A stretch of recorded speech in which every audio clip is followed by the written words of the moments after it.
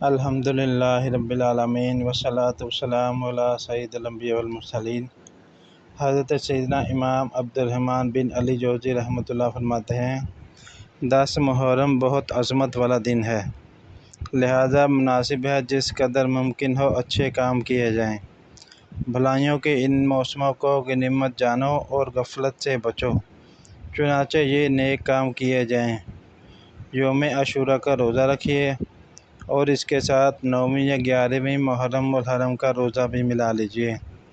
حضرت سیدنا علی المرتضیٰ رضی اللہ تعالیٰ عنہ کا فرمان ہے، عاشوراء کے دن جو 1000 مرتبہ سورہ اخلاص پڑھے تو اس کی طرف رحمان اللہ پاک نظر فرمائے گا، اور جس کی طرف رحمان نظر فرمائے اسے کبھی عذاب نہیں دے گا۔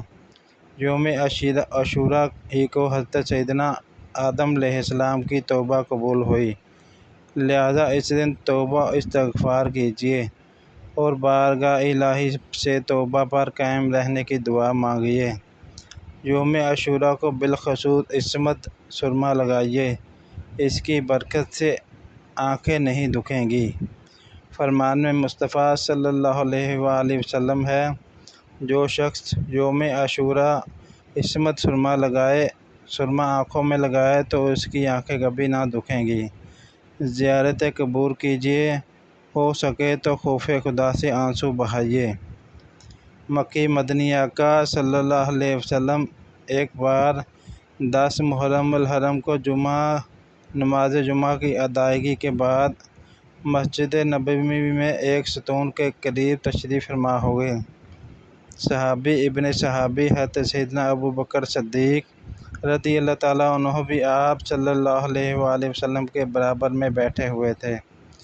مؤذن رسول حضرت سیدنا بلال رضی اللہ تعالیٰ عنہ نے اذان دینا شروع کی۔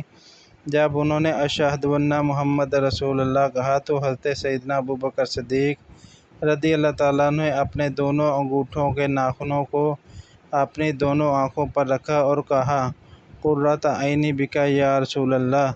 جب حضرت سیدنا بلال حبشی رضی اللہ تعالیٰ عنہ اذان دے چکے تو آپ صلی اللہ علیہ وسلم نے ارشاد فرمایا، اے ابوبکر، جو شخص ایسا کرے جیسا تم نے کیا، اللہ پاک اس کے اگلے پچھلے